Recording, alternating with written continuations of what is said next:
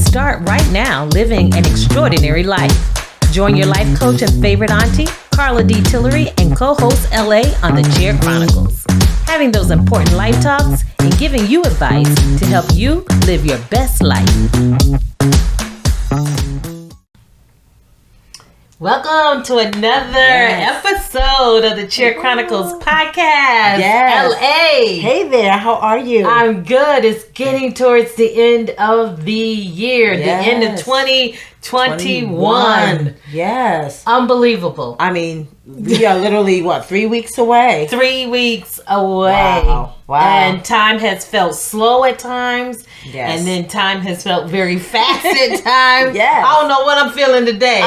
But yeah, we're both in that space because I'm not quite sure what I should be feeling, but it's definitely feeling different. It's been such a unique year. It has. And not to say every year is not unique. It has its own special thing going on. Right. But I still feel like some lingering effects of the pandemic, the shutdown, and all of these different things are happening this year. Yeah, and we're seeing things in the news. We're seeing some bad storms out west, and in the Midwest, and we've seen some things that have happened overseas. So it's all encompassing. All encompassing. It is. And I think it's been a challenge even still today and this year, of how to stay motivated, how to keep yourself going, and how not to be overwhelmed, how to get some sleep, and like all of these things are still happening, and if not, I believe they've even heightened. As a result of just what we all are experiencing right now. Absolutely. And like you said, we're still in a pandemic. Yep. It's just looking different. It's just feeling different. We're not on the quote unquote lockdown, but it's still ever present. We still have to be very, very vigilant and careful with our families. There's debate about being vaccinated, not being vaccinated, wearing your mask, not wearing your mask. So we have all of these things on top of trying to put out our decorations and kind of get in that mood. We know what the reason for the season is, And so it's all of these emotions, and it's like, what do I do with all of that? Right. What do we do with all of these emotions? And so let's talk about like that one word that we feel describes 2021, and comment and share this with others and chime in on this conversation and let us know, what word would you use to describe your 2021? So I was reading this article in Forbes, and it talks about the word that has been used to describe 2021. Okay. So let's talk about that, and then I want to hear what your word is. Okay. And I'm going to share what mine is as well. Okay, so it's many wordsmiths. What they do is they choose one word that sums up the shared experiences of the year. Okay. So after looking at all of the blogs and the posts and different other stats that they use for these different sources, they come up with the word. Okay. And you ready? Drum roll. Drum roll. It says, so after Collins Dictionary unveiled its chosen word of the year, lockdown. Right? The imposition of stringent restrictions on travel, social interaction, and access to public spaces. The article goes on to talk about how that the word of the year really is resilience. That's a good one. And it was a reaction to what the Collins Dictionary had posted.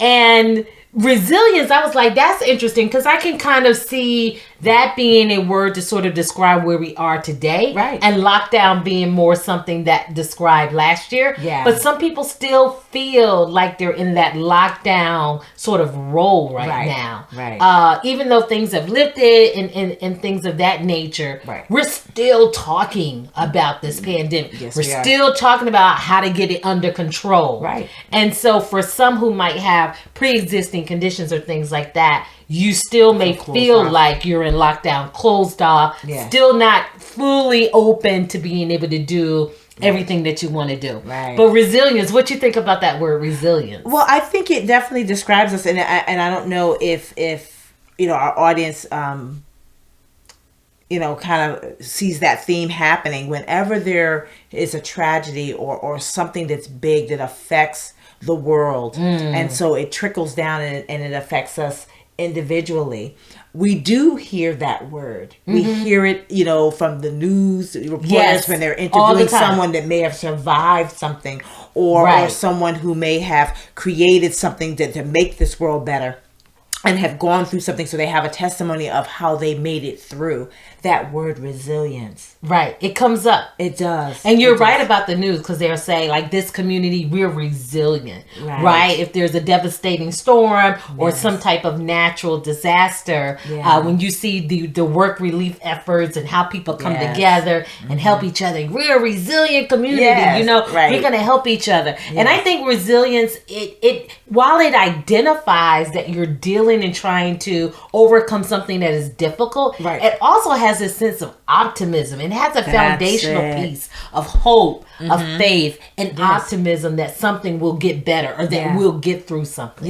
So I think that word is very perfect. I think it's fitting. I think it's where we are right now. I believe it also was where we were last year, even though we were on lockdown. Think about it. I'm an E. I love socializing. I love being out and about. And so I believe I was resilient, being able to be locked down and it not affect me in the way that I thought it would. So even though we weren't able to move around the way we should have been, we were resilient. We did what we were supposed to do. To get to this point.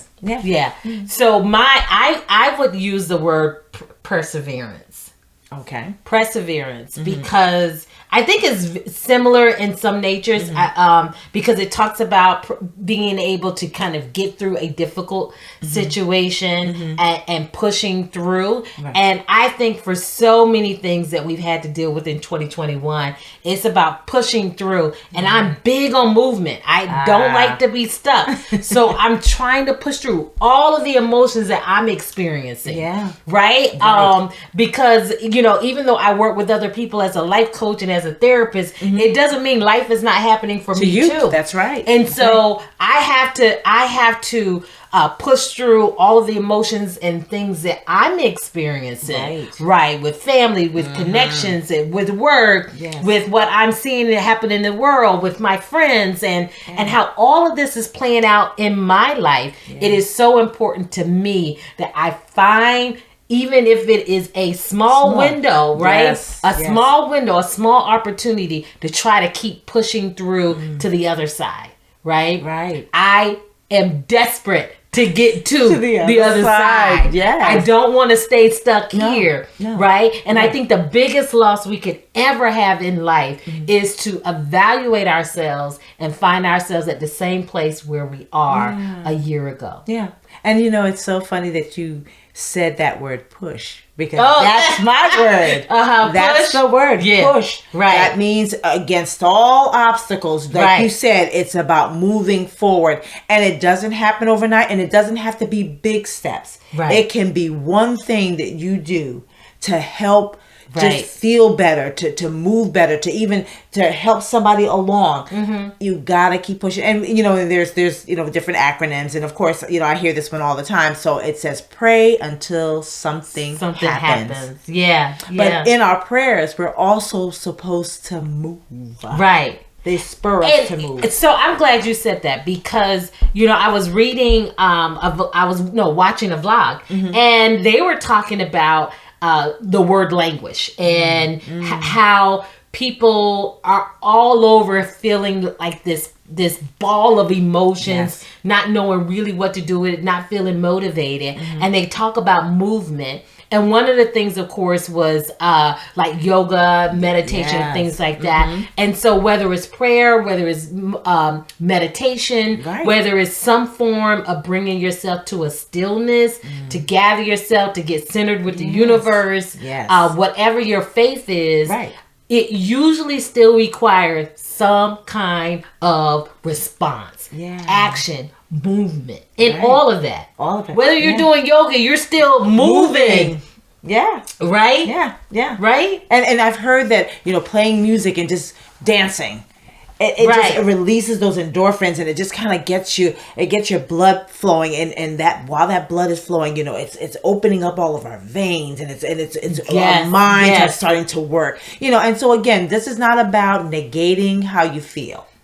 It's not saying that if you're feeling stressed, I'm not supposed to feel stressed. you can feel it. Right. But what do you do with it? Right. What do you do with it? Exactly. What do you do with it? Yeah. And I think that's the one thing that we have to figure out, how to solve those emotions and feelings that we have, whether it's stress, whether it's depression, whether we're feeling just overwhelmed. Like, what do we do with those emotions? Because that is the most important thing. Right. And it does show up. It shows up it's magnified during the holidays, because we're all in different places during the holidays. You know, there are still people that are not feeling comfortable of having family and friends come over. So they're still feeling isolated. Then you have people that, you know, they would rather not get together with family, and they kind of feel almost obligated to. So that's that dread. Oh gosh, somebody's going to say something and it's going to create this big fiasco. So you're still having all of those emotions, even though it's the most wonderful time of the year.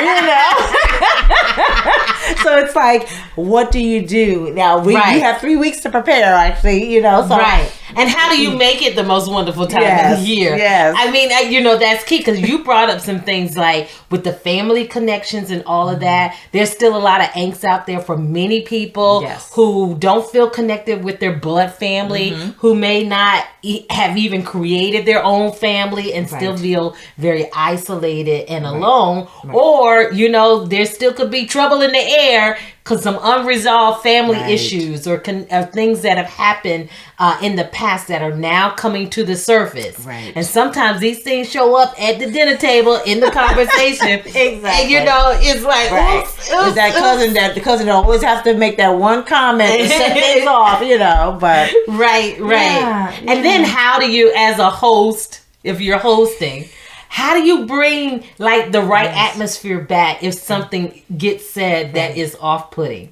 You know, that's tricky. Yeah, it is tricky. That's tricky. I think, you know, one of the ways that I'm thinking about is, you know, once everybody is there and you tell them, listen, these are the 3 subjects that are off limits. We're going to keep our, and you know, and you can even make it fun so that people don't feel off-put. You know, get a jar and say, you know, if you bring up anything about someone's past, then you have to put $1 in the jar. You know, so you make it fun. So you really de-escalate. I love that idea. You know? It is almost similar to like at baby showers where you get the clothespins. And you like, you can't say the word baby at the baby shower. Whoever has the most pins. You can make a fun activity out of this. Absolutely. I also like the $1 because I would want to make some money after all this as well. Or think about, if there is someone that you know, we all have that one person in our family, when we see them coming, we're like, uh-oh. You may have to just not invite them this year. So, some people may need to screen their list for a variety of reasons. Yeah, and that sometimes goes to healthy boundaries. I think when you want to protect an environment, when you want to protect an atmosphere, but still trying to find some way to make some resolve with that relationship if possible. So just might have to occur outside of Christmas dinner. Right? Exactly. And if you have to, even if you want to just preserve the actual day, you want to preserve Christmas. Invite people over 2 days ahead, and have a smaller gathering. A lot of people do that. So that way everybody can go to their own homes and have their own traditions and stuff. So there are ways around it. There's so many ways, because you can have those smaller gatherings before Christmas or after Christmas. So I was listening to some songs, this album, and the artists were talking about their project, and it was interesting because they were talking about how oftentimes they had people in their family that had birthdays right around the Christmas time, and how to deal with that. And one of the things was, and I'm big on this, I don't need my birth date to actually be the day I celebrate. Absolutely. And so they were talking about how they had to shift different parties so that they could preserve Christmas just for Christmas. And so that if your birthday ran around that year, pick another day so that you can feel celebrated and feel like you're getting, you know, the attention that you're looking for your celebration. And see, all these tips and things that we're talking about, it lends itself to the word perseverance, right? Resilient, right? And push it through, right? Exactly. Yes. These are ways to kind of push through whatever it is that you're dealing with. We've just brought up some very good examples. Yes. Just kind of talking about the holidays, talking about the year of 2021. Yes. It really, guess what? It is up to us how we live it. That's right. That's right. It is up to us how we live it. That's right. And we can choose to find the best way possible to live our best life, knowing that we've got all of these different emotions we're trying to unpack daily and deal with and resolve. So it is up to us. It really is. And you have the choice. And make the choice to just be happy, to live in the moment, to find some joy. Because there is joy in life. There really is. All of the things, I've suffered loss. I know you've had some things happen. But we are resilient. We are resilient. We and can we're persevere. And we can push. And we can push. I love it. I love it. Yes. What is your word for 2021? We talked a little bit about some of the things that have lent towards our selection of the word. What is your word? How would you sum up 2021? We don't have to leave it to the wordsmiths to tell us what our experience is, but we want to hear from you, and by all means we hope that you are finding your way to be resilient, to persevere, and to push to live your best life. Oh, we're so glad that you tuned into this episode. We hope that this in some way something has been said that is resonating with you, and we want you to comment, and we're going to pick this back up again. And as always, we want you to stay tuned and stay connected on The Chair Chronicles.